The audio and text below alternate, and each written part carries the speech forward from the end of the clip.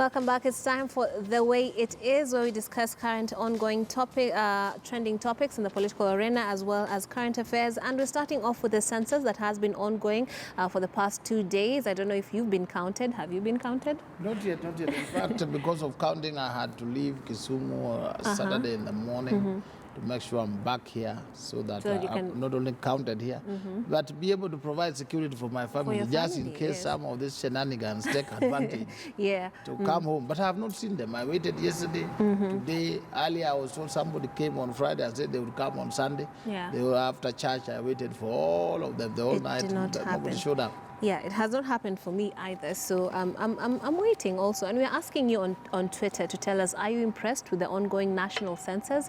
Are you impressed with the ongoing national census? Tell us what you think. I'm at Trix Ingado, and you can tag the official hashtag is KTN Morning Express. Tell us what you think, your experiences. Do you feel safe? All the issues surrounding the census. We'd like to know your opinions on that. But of course, let's start off with the issue of security. A report yesterday came out that one of the enumerators in Nyanza was actually raped after she was dropped off home. And of course, just brings back the question of, is it a secure process? Do we even have the capacity to secure everybody involved, those being counted as well as the enumerators at the same time?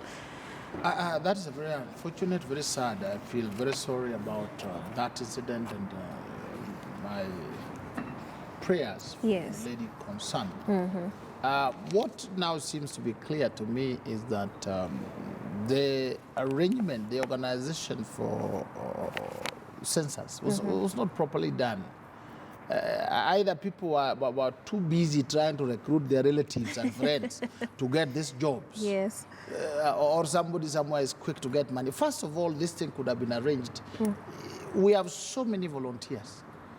So many of us, they would have just trained us, and they tell me whether around where you live, you will leave the counting, count your whatever. And I know there are many Kenyans who easily have volunteered, so that even some of the people are supervisors. Or you coordinate on phone. Somebody comes and says, on the ground, we have in this particular village, we have so-and-so, so-and-so, so-and-so, going around. Somebody who knows the people around there. Then the enumerator comes and you walk around. You can also do this. I saw what it is done. You can be trained just for 5 minutes. Then you collect the data, you ask the questions, and you do all these things. The way it was organized, I think people wanted to fill it in with their relatives, and they have no idea what it is, and the personnel are few, such that now when they leave late at night, I thought they would be grouped together, and in that group there is a vehicle, and in that vehicle there is a police officer fully armed, so that when you are escorted until they ensure you are entering the house, so that the question of you being raped along the way or in the streets does not arise. Or when it is so late, they have a center. You don't have to go home. There is a joint center. There's a center where you say, tonight we will count, this will the command post, we are working from here, and when you come back, you come back here until during the day.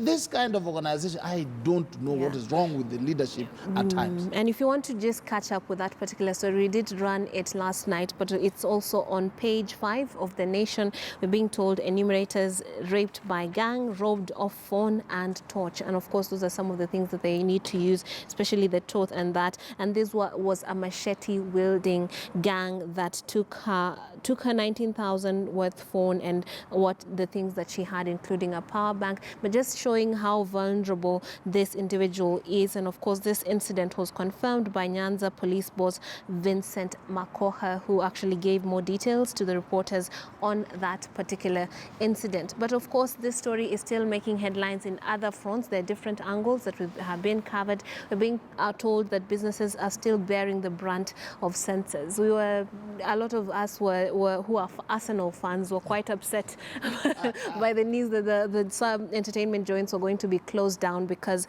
of the ongoing counting process. And now traders are still crying foul over this because they've lost 2 days of business.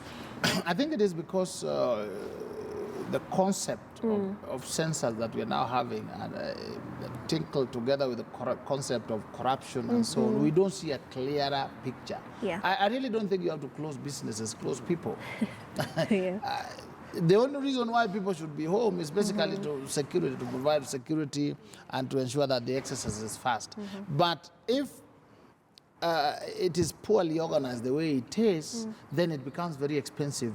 To the economy, you add that cost. Right. Generally, to people, you add the cost. They should not have done that. They should have just established centers. Let's say within every ward, there is a census center. And in that, all the enumerators in that ward spring from there. Enumerators plus volunteers plus security. And you move quickly and it is finished. Yeah. But now they are nowhere. Just you see some people, I've seen small girls and small boys walking into houses. Surely the devil is also walking with them.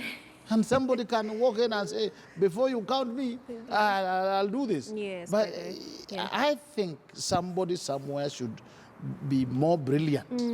We don't have to materialize everything or look for him. There are others who can also do these things. Yeah, and you know, in areas such as Nyali and Tuapa, these tourist centers, this is big business for them. So they are actually counting huge losses for the closure of this. They didn't have to do that. All they needed to do is, for instance, for an hotel or an establishment like this, established like yours here, they say you'll give us 1 or 2 volunteers. We'll work with him during the period of the counting. That is the fellow who will tell you, now this side, people are on air. Let's count these ones. Let's count this one. In the morning, this number of people will come, count them quickly. Absolutely. You don't have to say, close KTN, close whatever, close this. I really don't know why they have to do this. Which also brings to mind some footage that I saw people being counted in buses. So, I mean, if you can actually count travelers, it shouldn't be very difficult to count people. And even you don't have to count them in buses.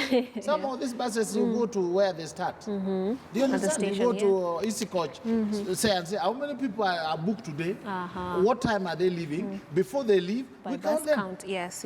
Well, we'll make it actually quite easy. They needed a scientific concept. They didn't have to do it juakali, the way they are doing. They have hired their relatives, and then these relatives are now working with these gadgets, which they admire so much. So they come and they ask very nonsense questions. This thing is scientific. Yeah. Now, you go to the schools are closed. Even the schools, they didn't have to close them. Actually, yeah. They didn't have to say open this. They go to those schools, they say, how many children do you have? You have their registers. Can we have their whatever? And just to point, this is the story that is on all the fronts and our locals, but one of another concern aside from security is the fact that the nature of the data being asked for is being deemed as intrusive. For example, your phone number, your passport number, your ID number. Some people feel like this is a bit much, and they feel like it might be even used to trace their activities and what have you. What do you think about that? I think there I don't agree with the general. What I said last time, and I'm saying, basic questions like how many children do you have? Yes. If you ask a lady how many children you have, she can easily tell you, I have 2 children. Yes. But that's a question you can't ask the man. Because the man may tell you, I have 3. Then the lady's like, what do you mean? You only have 2. Do you understand? Yeah. So there are questions that you design that this one the lady will ask. Yes. And so on. But there are data that are public. There's nothing private about telephone number. Your phone number. There's nothing private about ID number because already it is at the registration bureau. Yeah. Asking for it and providing it. These are documents you are given and they're in public domain. If you have tinkered with your life somehow, please don't think you'll hide it by hiding your ID number. It is just like putting your head under the sand. These are information you easily give. My passport is this, my passport ID is number. that. Even if you don't give it, they will still check and find you own this passport. But if you give false information to an officer employed in the public, that's a criminal offense.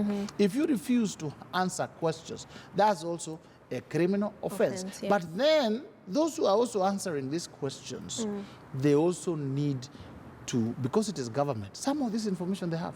Yes. All they need to do is to reconfirm whether you are dead or alive. But other than that, asking me, what is your passport number? Yet when you go to, you'll find Ambrose Weather. There are very few weathers in this country. So there could be 2 or 3 of us. You get. But wasting time asking certain questions, it doesn't help. I mean, Oh, what is your ID number? Every corner you go, ID number. Every corner.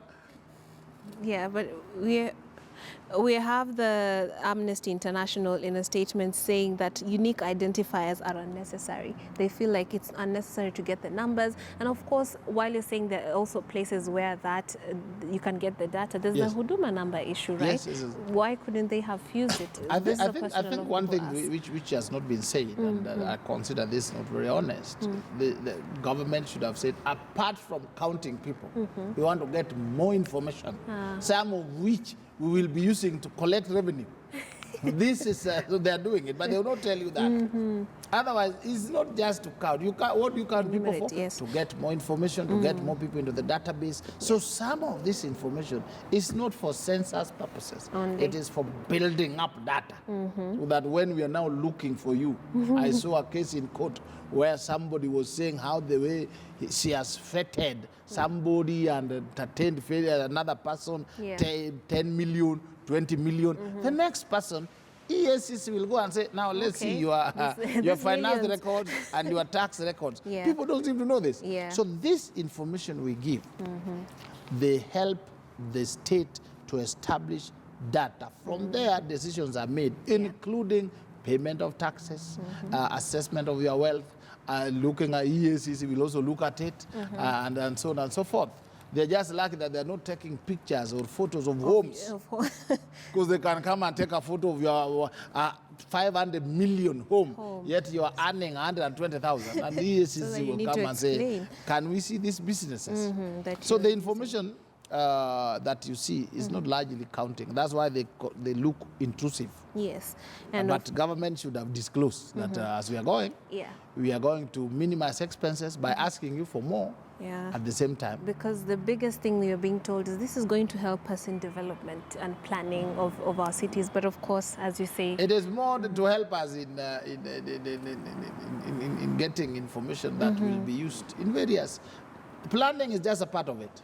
Even formulating security issues, the allocation of funds, and understanding the dynamics of the country. This information becomes useful. Absolutely. And we also have another issue that we're going to talk about on the way it is, and that is the Mouth Evictions.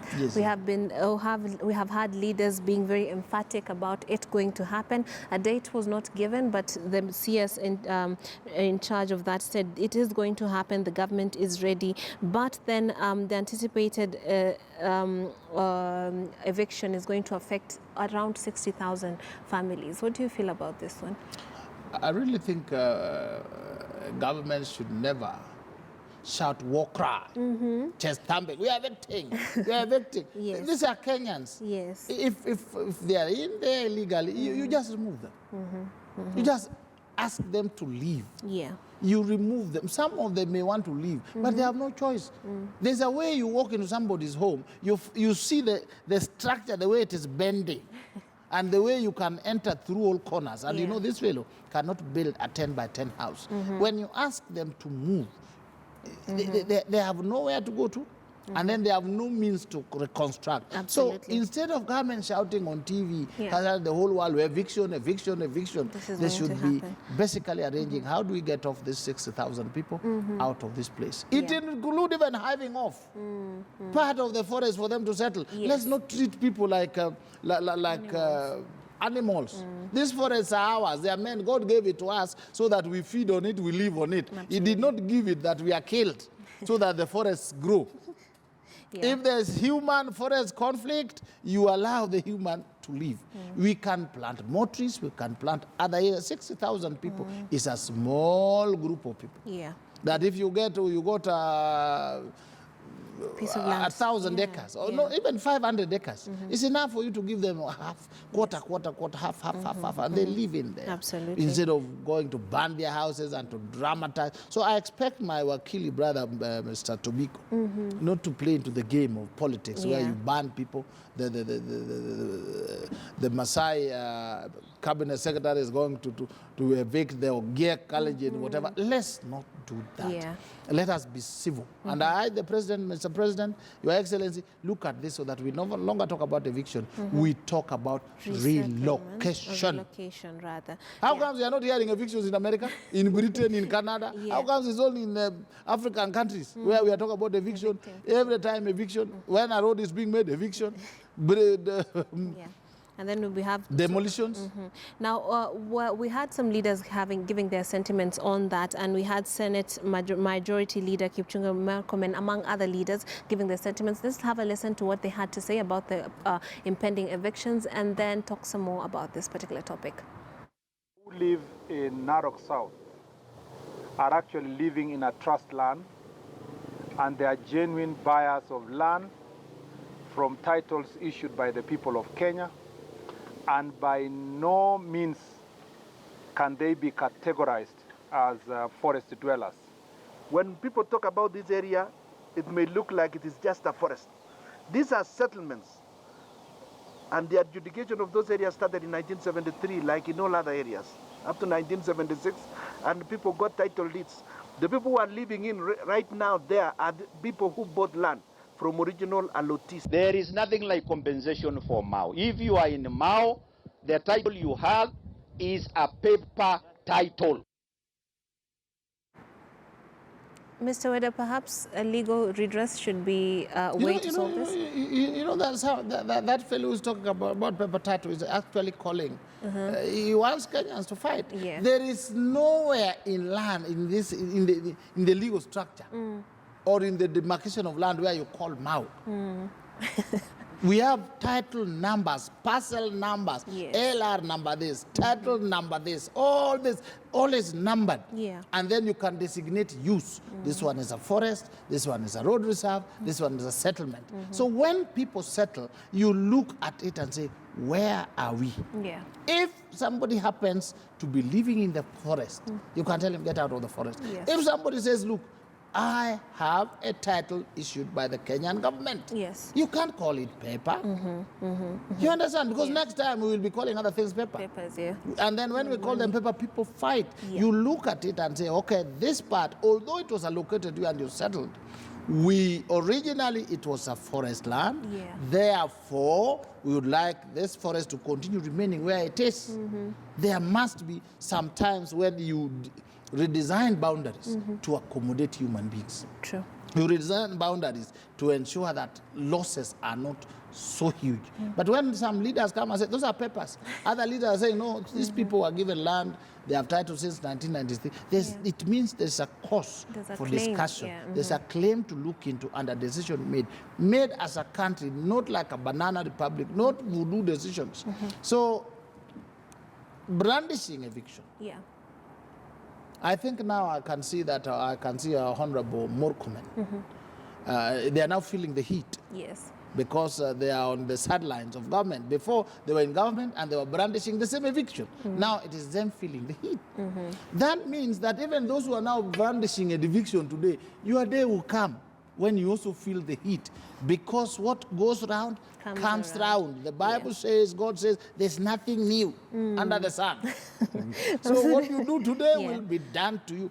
That is why any decision they make should be a clear, good decision that will be permanent solution for us, for our children, for our great-grandchildren. Eviction per se is not an answer. And as they talk about this community land, that is trust land, there's also communities, the Ogiek, as you were mentioning earlier, that have historically been custodians of the land. So they might not need that piece of paper as it's being termed, but they have like an ancestral claim. Yes, to let me tell you, even the Maasais, give them credit. Maasais don't eat game. The Luos, the Kikuus, the Kambas, they have eaten all their game. Nothing. They see an antelope, they chase it throughout. Now, how were they conserving these things under compulsion or under law. No. They just protect. If you also see the forests, the Maasais have protected the forests. Yes. You go to Mount Kilimanjaro, you go down there, you find they have protected the forest. Not under compulsion or law, but because of understanding, because of beliefs. Yes. Now, there are people who are inside the forest. The question is, are they a threat to the forest or they aid the forest? They actually aid it. You see, that's what we look at.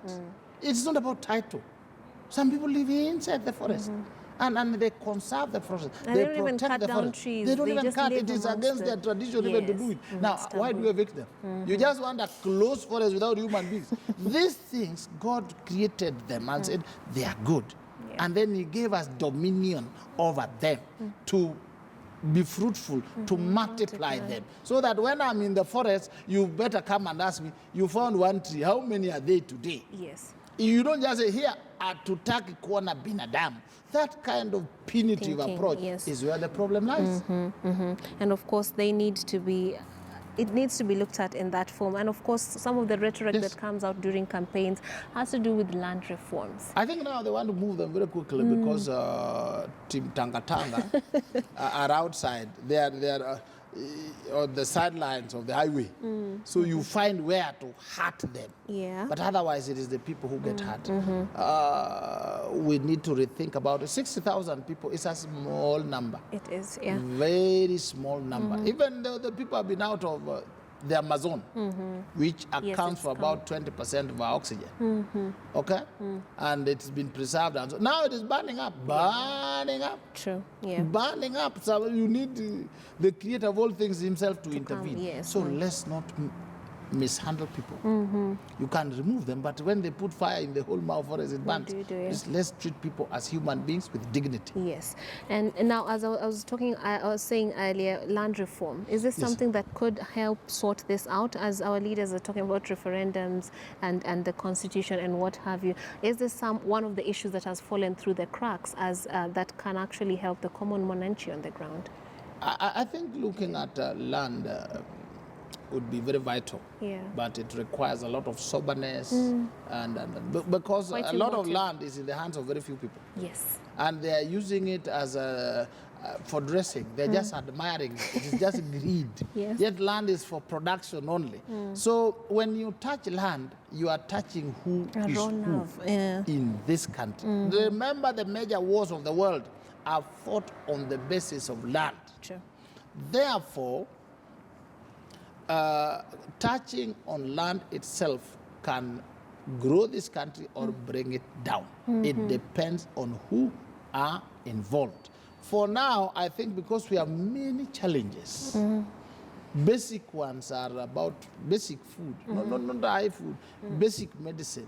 I would urge the president to deal with those ones. Yes. Then one day somebody will have a good heart to deal with land and God will shower some people's hearts so that they give up Agreed. the districts and the provinces they have in form of their land. You know that people have thousands and thousands of acres Yes. of land. When you ask them, what did you say? I bought this from the colonies. You say, but the colonies did not have it. Yes, it was the people's land. They say, you before the touch my land, you colonialists. kill me. Thousands and thousands of acres. Yeah. And most disputes arise because of land. So the land reforms are necessary, very necessary in this country, but not a priority. Yeah. For now, we have basic challenges that I insist requires to be dealt with. So if we're talking about solutions to this particular issue, perhaps considering relocation, resettlement of these Yes, families? you relocate these people. Yes.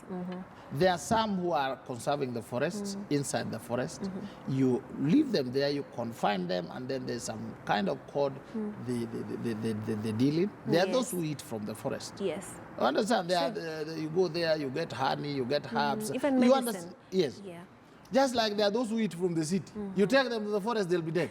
There are also those who eat from the forest. Yes, You bring take them them to the out. city, they don't even know how to cross the road. I think that diversity our leaders should appreciate. Yes. Let's not just see the trees and think conservation of a forest is when the trees are there. No. Yeah. It is the entire ecosystem. Ecosystem includes human beings, I believe snakes, that. dogs, all this. Please understand that fact. Then the question of evicting and banning people and doing this will not arise. Yes, absolutely. So we're talking about relocation, perhaps doing it in a more humane way, and in a more bigger view, perhaps land reforms. Yes, could come in replanting certain areas, yes. for fencing it off. Yeah. But there are areas which, when they are settled, you have it off. But these people are basically guardians of the forest, and that needs to be understood by all the people in leadership pushing for this, so that you can In fact, understand. the Nairobi leaders, they are mostly Nairobi. These people you see, those are Nairobi leaders. Yeah. They have just woken up and seen the forest. The forest has been there long Yes. before they were born. This is true. This is true, absolutely. Now, let's move on to another quite ridiculous issue that has to do with the returns being given to musicians and artists in the country, composers and what Yes. have you. Some of them have been in the industry for years and decades, never seen a single coin. And recently, MCSK, the body that is entitled in remitting these monies to them, dished out an amount that was at approximately 2,530 shillings on top for withdrawal to their phones, so that as the remittances for their work. Some of them have thousands of records out there, albums upon albums. And the president spoke about this recently, and I quote, he said he's going to, he instructed the DCI to launch an investigation of the MCSK and that 2,500, just to find out if the musicians are indeed being defrauded, and of course get to the bottom. And also there was a directive that their offices be moved from the AG to the ICT ministry, so that perhaps they can be closer to the heat. Thank you. I think, let me tell you, intellectual property, my master's program has been on that, especially copyright. And what the president ordered is a knee-jerk reaction and a populist approach. Theft of intellectual property, first and foremost, is perpetrated by government. Okay. They are actually the major victims. You go to the Ministry of Education, they actually take books, they copy, then they make curriculum. They copy books. You find physics, biology, chemistry, geography. They have taken other people's books. They no longer bring the books. They copy them, and then they say this is the curriculum. That theft, number one. Number two, you will find that even publishers. I have published some. I have a few titles. I have a title called The Ideal Lawyer, which has sold almost 100,000 copies. I have not seen even a shilling. Even they write to you, they give you a statement showing you are now supposed to be paid this. Now, when you say send the money, nothing. Theft of intellectual property is an international issue. Now, it is not dealt with through the DCI. It is dealt with through legislation. Okay. You understand? The Kenyan musicians are poor because when they record, from where they record, the recording agency sends to me or to you the original music, which you then multiply and sell. The musicians is nothing. That's why they are poor. Yes. You understand?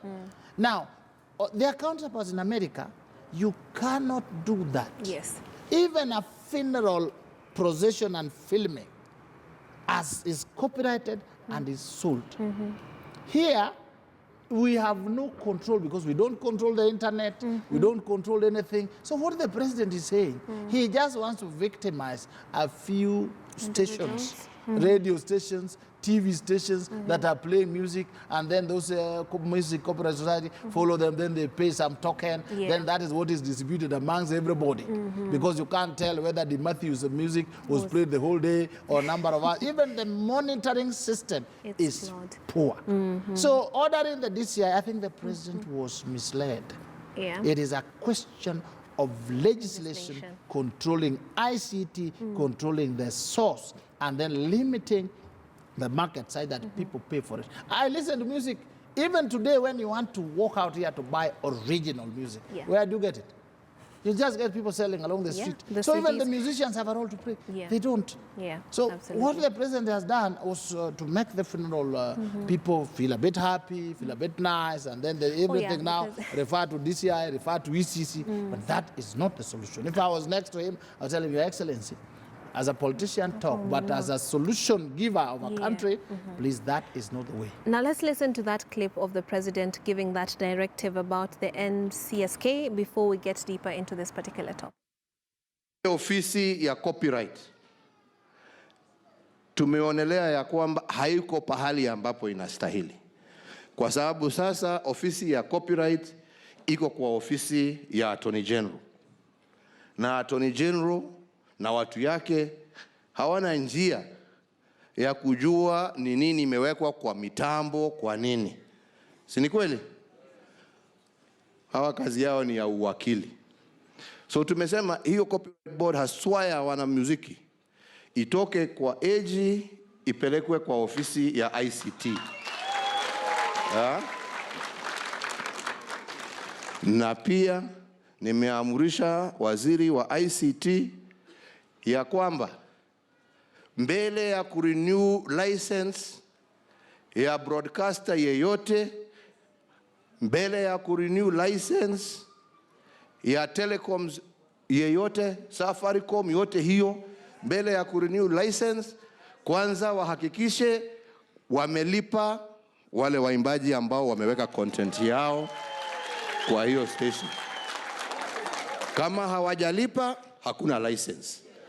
Kwanza walipe, kwa sababu nasikia pia huko kuna broadcasters wengine na wa telecoms wengine ambao hawalipi. Sasa lazima walipe, kwa sababu usipolipa na wewe utazimwa pia, kwa sababu ni haki yako ulipe, kwa sababu unatumia huo muziki kwa kutafuta advertisers na mambo mengine. Now, my sole panelist seems to feel that it's more of a legal issue rather than where the office is and the nitty-gritty. Take, for instance, the president is saying that if you don't pay, you are shut off. Now, as a musician, I need the radio station more than the radio station needs me. True. I would beg them, please play my music and play it again, because if it is not played, nobody will know you. Yeah. You understand? So if you have a tendency to complain whenever your music comes, KTN fraternity, citizen fraternity, nation fraternity will simply say, whether music, no. No, yes. And I'm sealed. I'm left now to play in some small bars. So I think the president doesn't seem to get it. Absolutely. It is about legislation and control, not where that office is located. It is about controlling so that when you use copyright material, you pay for it. And I'm telling you, you start from the books. Government itself should be serious on it. They are the ones stealing copyright, and they are using it to train our children, stolen material. That's why many things happen to us. So you do that, and then when it comes to music, it is controlled. Yes. From where they are recorded and how they are distributed. There's a channel of distribution. Yes. If you talk about the corporate society having collected 200 million. 200 million is petty cash if you take the process of collection. Yes, absolutely. You are not collecting from million. We are selling licenses. You are going to kiosk owners who they don't want to pay. When you come, they close. When you come, they do what? Yeah. Some would simply not play music. But others, even me, if I'm a musician, I would easily do a good music. Okay? Then I let it. I ask all the media, play it for free. Yes.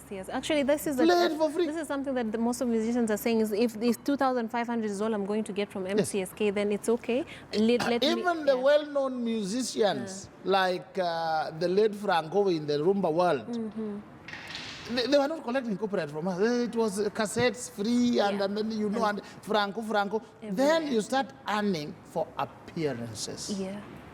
When you now appear in your function, you tell the president, for me to grace your rally, weka mita tano.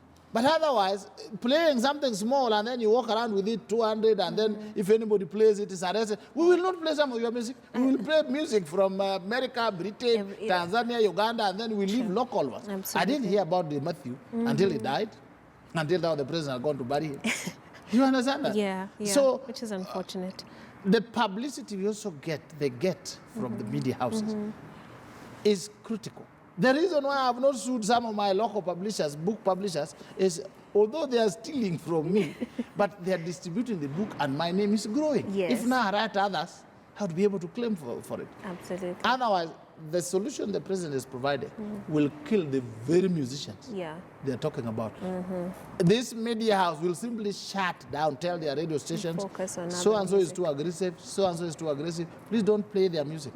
Because you don't want Leave it. And trouble. they delete it from their record. What do you do? It's a catch-22 situation, but at the end of the day, it is the musicians that are suffering. They're not doing quite well. No. I think they should have learned. The late Dio Missiani had a way of distributing his music. There's a part, when you play music, there's a part, once you patent it, it is inherently copyrighted, Yes. but you establish a distribution channel.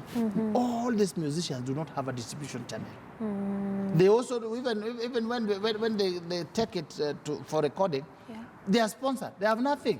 Okay. So either the state comes in to rein in, provide the structures, legal structures, physical structures, recording structures, and then distribution. Then from there, you can say, this, whenever you play this, you pay. But if it is free for all now, Yeah. it is very difficult. Yeah, absolutely. And on that note, I think it's time to wrap our segment of The Way It Is. Thank you, Ambrose Weda. It's always a pleasure having you on this show, and of course your sentiments quite entertaining, but at the same time very insightful. Thank you also for staying here with us. We're going to take a short